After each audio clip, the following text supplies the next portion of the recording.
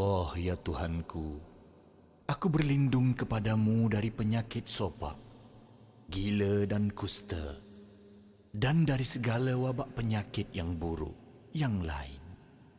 Ya Allah ya Tuhanku, aku berlindung kepadamu dari penyakit sopak, gila dan kusta, dan dari segala wabak penyakit yang buruk yang lain.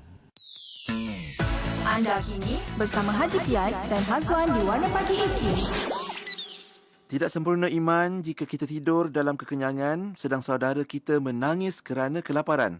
Bersama Dariku Untukmu, Islamic Relief Malaysia, kita bantu mereka. Hubungi 03-8926-3434 sekarang. Fikir kemanusiaan, fikir Islamic Relief. Assalamualaikum warahmatullahi wabarakatuh dan selamat pagi untuk anda yang masih lagi setia bersama kami di IKIM Inspirasi Inforia Islami. Kembali bertemankan Pian dan juga Hazwan di pagi Selasa hari ini, 14 April 2020, 20 Syaban 1441 Hijrah. Ya, dan Alhamdulillah kita kembali untuk membawakan topik pagi Selasa. Kita ceritakan tentang isu semasa dan juga apa yang sedang kita hadapi saat ini. Tambah-tambah lagi kita nak mencari ibrah atau pengajaran di sebalik wabak ataupun daripada wabak yang sedang kita hadapi. Satu dunia saat ini menghampiri 2 juta atau 1.9 juta secara spesifiknya mereka yang positif COVID-19 seluruh dunia. Ya, betul. Dan pastinya topik pagi kita hari ini pun bercerita tentang ibrah daripada wabak dan kita bersama dengan fellow kanan Pusat Kajian Syariah, Undang-Undang dan Politik ataupun Pusat Syarak di Institut Kefahaman Islam Malaysia, iaitu yang berusaha Encik Muhammad Asham Ahmad. Ya. Assalamualaikum. Waalaikumsalam warahmatullahi wabarakatuh. Ya, apa khabar Cik Asam? Baik, Alhamdulillah. Alhamdulillah. Macam mana kita di rumah dengan keluarga semua? Saya macam orang lain jugalah. Ya. Sekarang dalam musim PKP ni, terpaksalah kita bersabar duduk di rumah untuk kebaikan kita semua. Ya, betul. Tapi Alhamdulillah tetap dapat juga bersama Pian, Hazwan dan sahabat pendengar kita di talian saat ini untuk topik pagi kita. Menarik juga apa yang kita nak ceritakan, sebab mungkin kalau kita di Malaysia ni kira dah masuk hari yang ke-28 kita melalui tempoh PKP dan mungkin di negara-negara lain ada yang dah berbulan-bulan melalui lockdown dan macam-macam lah istilahnya Cik Asam kan. Dan bila cerita tentang wabak ni, ini adalah satu perkara yang mungkin kali pertama dihadapi oleh semua orang. Dan mungkin ada satu yang besar. Apa yang boleh kita pelajari daripada wabak COVID-19 ni pada pandangan Cik Asham? Ya, silakan Cik Asham. Kalau kita nak kata ini adalah kali pertama, mungkinlah kepada pengalaman kita kan. Pengalaman kita di Malaysia dan bahkan di seluruh dunia sekalipun, ini adalah kali pertama kita menghadapi wabak yang berskala yang begini besar. Tetapi dari segi sejarahnya, wabak ini adalah sesuatu yang sentiasa berlaku. Dan banyak kali sudah berlaku. Bahkan dalam zaman-zaman dahulu, wabak ini memakan korban yang bukan sedikit. Contohnya Black Death yang berlaku pada abad pertengahan, memakan korban dikatakan 30 hingga 60% penduduk Eropah. Dan ia juga menimpa di sebahagian kepada dunia Islam di Mesir. Jadi ramai yang berkorban dan korban yang berlaku pada masa itu kalau dibanding dengan apa yang kita alami sekarang, tidaklah sebesar apa yang kita alami sekarang. Kan? Kalau dahulu yang mati itu sehingga 100 juta orang. Mungkin kerana kemajuan perubatan yang berlaku pada hari ini membolehkan kita lebih bersedia untuk berhadapan dengan bencana seumpama ini. Tetapi disebabkan oleh kemajuan juga, maka kemudahan pengangkutan, penerbangan, itu menyebabkan orang lebih mudah untuk bergerak ke sana sini. Dan dengan itu juga membawa bersama dengan mereka penyakit itu, virus itu ke mana-mana.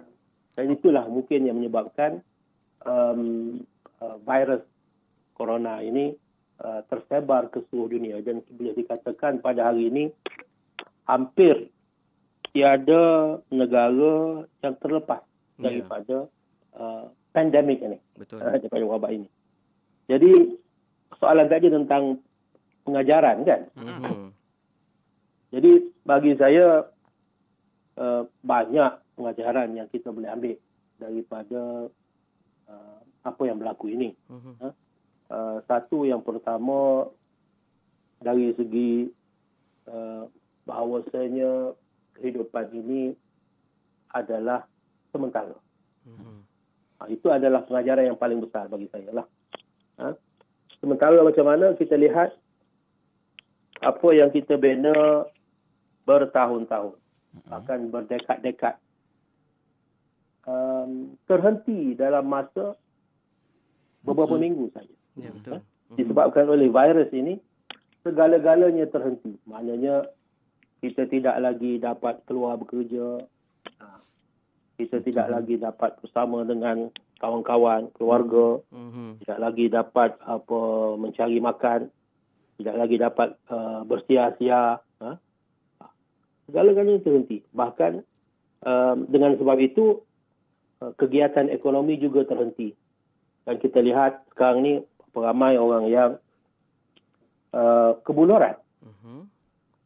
Setelah mereka tidak dapat bekerja, terutama mereka yang bergaji hari, pada hari ini mereka terpaksa duduk di rumah. Dan apabila mereka terpaksa duduk di rumah, tidak ada sumber pendapatan, ramai di kalangan mereka yang kebuluran, tidak mendapat makanan. Dan Alhamdulillah, disebabkan oleh wabak ini juga, kita lihat berapa ramai orang yang telah menunjukkan sifat yang terpuji, yang telah keluar demi untuk membantu mereka yang terdesak, mereka yang memerlukan. Ya, betul.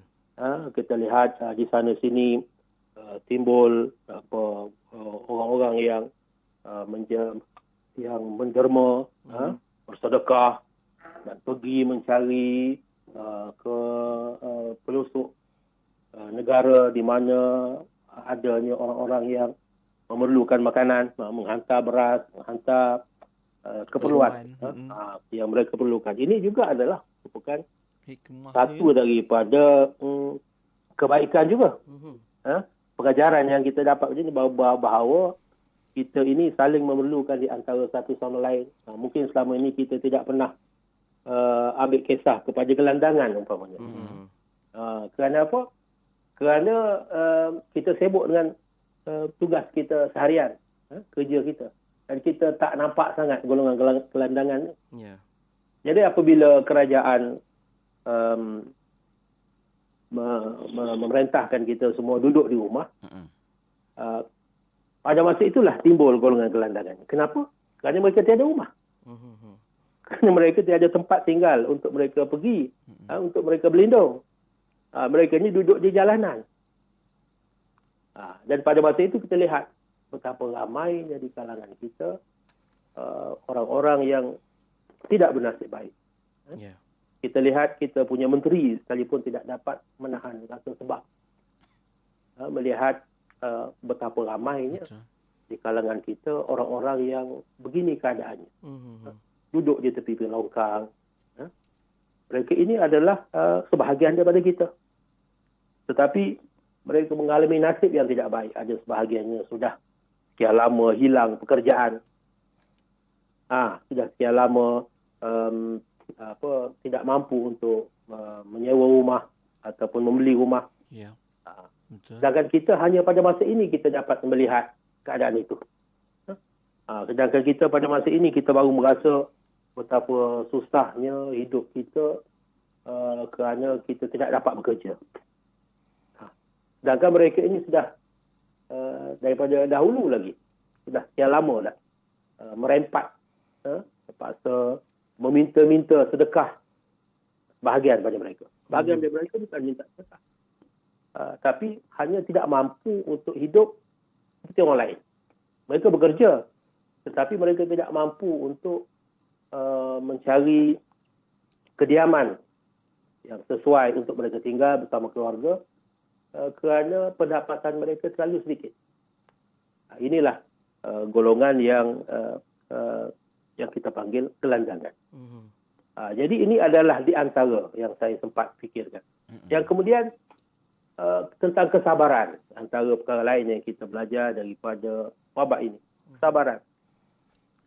Kesabaran bukan sahaja kepada mereka yang ditimpa sakit ini. Tentunya mereka mesti bersabar. Bersabar dalam arti kata bersabar untuk menerima rawatan. Bersabar untuk dikuarantinkan dan menerima rawatan yang sepatutnya. Tetapi juga yang perlu bersabar adalah mereka yang merawat. Kita panggil frontliner. Mereka mesti bersabar kerana apa? Kerana apa yang mereka hadapi ini bukan seperti yang mereka hadapi dalam keadaan biasa. Mereka terpaksa memakai pakaian PPE kan? Dan betapa panasnya pakaian itu bila mereka terpaksa dibungkus dengan pakaian itu selama 8 jam. Kan? Dan mereka terpaksa berhadapan dengan risiko jangkitan. Ya, betul. Berapa ramai kita lihat, kita baca berita tentang doktor yang telah dijangkiti di negara kita, tidak seramai di Itali. Di Itali, saya terbaca sudah lebih daripada 100 orang doktor yang mati akibat daripada jangkitan COVID semasa mereka merawat. Masa mereka merawat.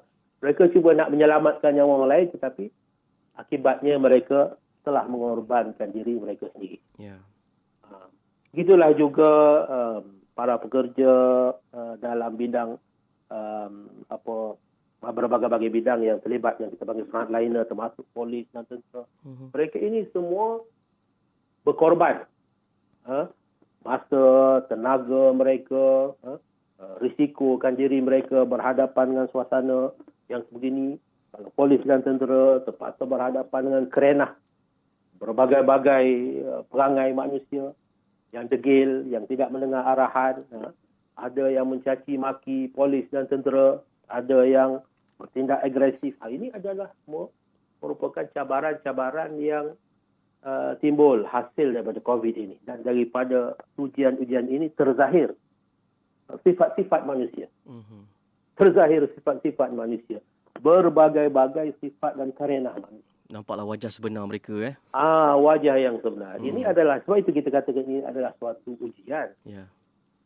Jadi bila ujian itu untuk kita tengok nilai sebenar manusia itu. Kan? Apakah nilai yang sebenar? Siapa di kalangan mereka orang-orang yang sabar? Siapa di kalangan mereka orang-orang yang mementingkan diri? Siapa di kalangan mereka orang-orang yang pemurah? Siapa di kalangan mereka orang-orang yang kuat semangatnya? Tidak mementingkan diri tetapi sanggup berkorban untuk kepentingan orang lain. Ini semua adalah merupakan hasil daripada tarbiyah Allah Subhanahu Wa Taala daripada COVID ini. Untuk menguji kepada kita. Kerana Allah Ta'ala memang telah janji. Masalah ujian ni adalah sesuatu yang Allah Ta'ala memang dah kata pasti. Pasti dia akan uji manusia. Contohnya dalam satu ayat yang saya rasa pian pun tahu. Ayat walanabluwannakum bisyai'im minal khauf. Saya terjemahkan sedikit-sedikit. Pastilah kami akan menguji kamu dengan sedikit rasa takut. Wal-ju' dan juga kelaparan. Wa naqsim minal amwal, hilang harta. Wal anfus, hilang nyawa. Was samarat, dan hilang penghasilan. Tengok. Kalau kita tengok